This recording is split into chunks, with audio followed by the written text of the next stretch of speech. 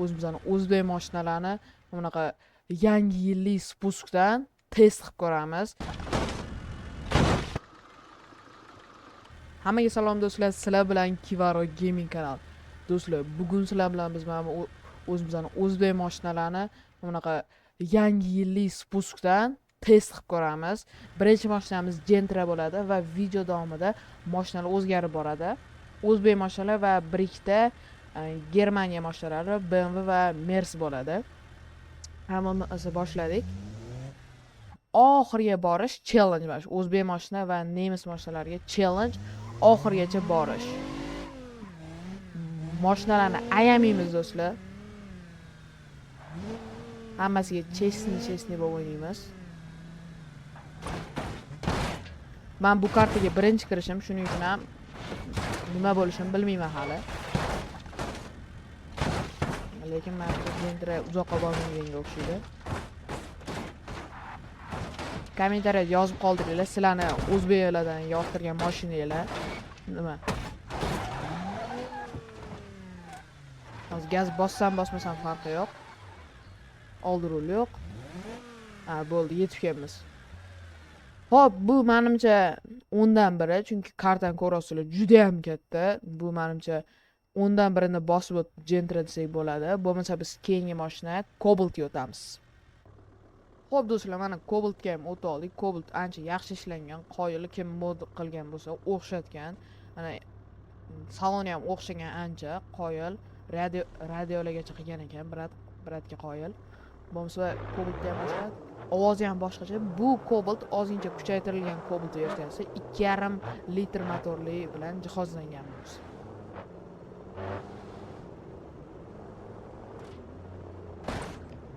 Hop. Yaxshi, hozirchalik.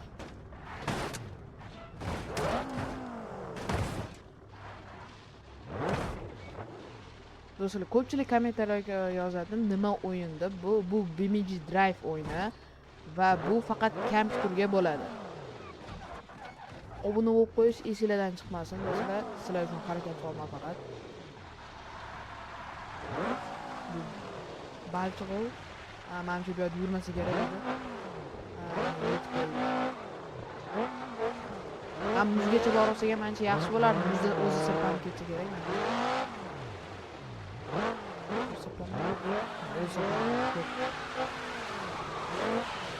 Gaz bossam bosmasam farqi yo'q, chunki faqat o'ziga ketadi. Ko'rib turgan bo'lsanglarni orqa balon yo'q, hech narsa deyarli ujumi. Men gaz bossam bosmasam farqi yo'q.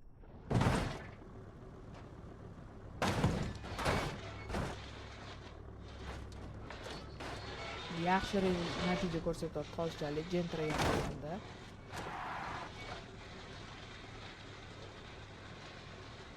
Hop, menimcha hozir men ko'rib to'xtaydi. Yo'q, hali ham davom etyapti. Qoyil. Gentrada menimcha bir 2 barobar uzoqroqqa o'tdi. Like va obuna bo'lib qo'yish esingizdan chiqmasin. Men bu to'xtaydi menimcha. Sirpanib, sekin tushib ketyapti. Bo'ldi, mana yetib keldik.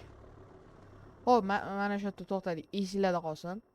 Gentra naryoqda edi. Bu 2 barobarcha uzoqroq yo'lga bosib o'tdi menimcha. Xo'p, keyingi mashinamizga o'tamiz. Keyingi mashinamiz bu Nexia 1. Xo'p do'stlar, mana keyingi mashinamizga o'tib oldik. Nexia 1 emas, Nexia 2 ekan, qora rangidan tonirovka qilingan. Mana hozir bundan ham boshladik.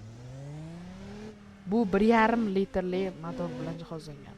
Nexia 2si.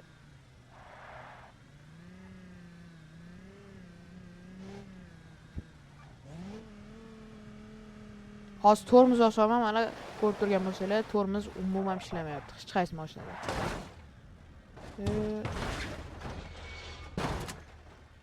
Ag'darilib qolishi juda yomon ekan.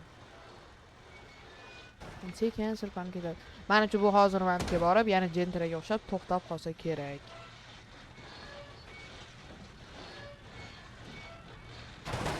Ana yetib keldik.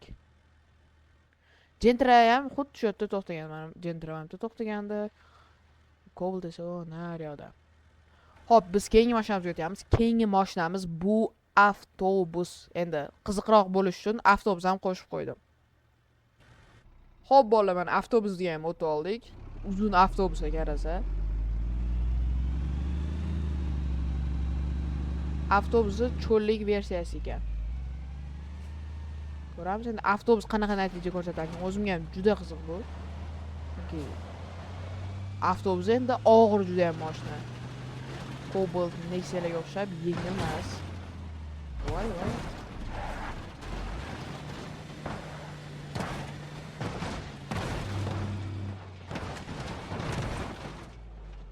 O.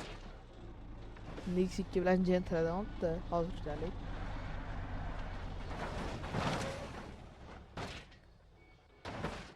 Lekin shoshilmay tushamiz. Mana shu balchiqda to'xtasa kerak. Chunki boya Cobaltda o'tayotganimizda to'xtab qoladi.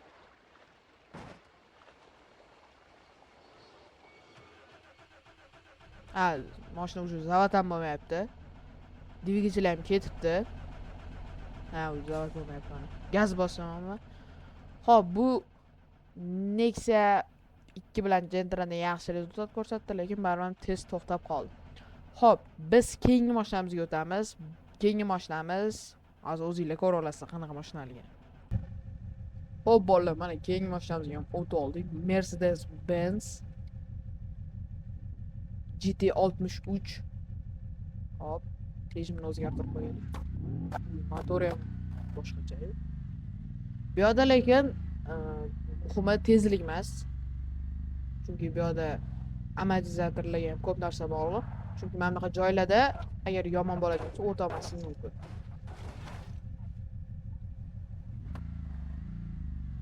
Ozgincha yana eshik urildi. Hech qilmaydi. Mana shu joylarda yaxshi o'ta olishga ham ko'p narsa bog'liq. Hop, hozirchalik yaxshi ketyapti. Kommentariyada ham yozib qoldiringlar, sizlarga ko'proq BMW yoqadimi yoki Mercedes. 100 gacha bo'lardi. Voy. Mashina yonib ketdimi? Yonib o'chdi.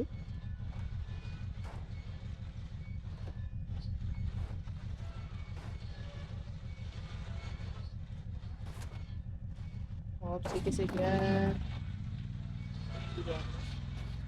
Muzda sirpanim o'zi ketaverar ekanda. Burildik.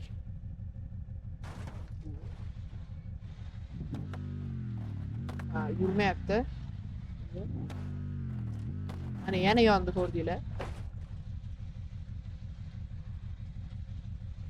Cooltown to'larmikan? Juda qiziq.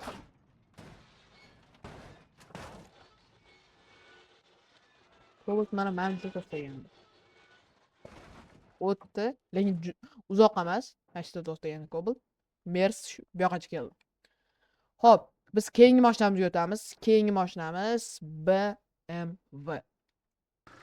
Xo'p do'stlar, biz keyingi mashinamizga o'tib oldik. Keyingi mashinamiz bu BMW F30. Sizlarga ichkarisini ko'rsatib qo'yaman mana. Narsasi ishlaydi. Mana gaz bosib ham bo'ladi, mana speedometrlar, narsasi ishlaydi. Qoyil kim shunaqa mod qilgan ish, chunki mod qo'yish juda ham qiyin. O'zimdan bir harakat ko'ryaman, lekin juda ham qiyin mod qilish. Hop. Yaxshi. Ko'ramiz, Mersdan o'ta olarmiz. Yetib bora olarmikin? Bulishga bo'lib qoldik.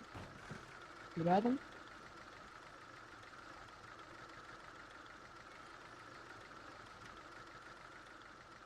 Nahotki shu yoqqacha keldi BMW.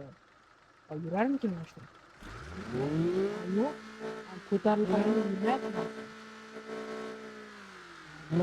Keldik.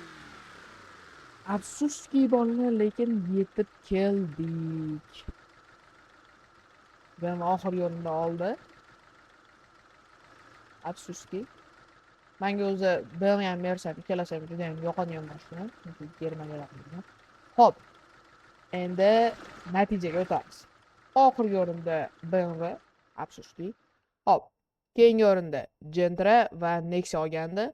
Hop, bu yerda avtobusida va bu naryoqda olamiz. Manimgacha Cobalt kelgandi, bu yoqgacha Mercedes. Xo'p do'stlar, bugungi videom sizlarga yoqdi deb o'ylayman. Like va obuna qo'yish esingizdan chiqmasin, sizlar uchun harakat qilaman. Hammalarga xayr, hammalar sog' bo'linglar.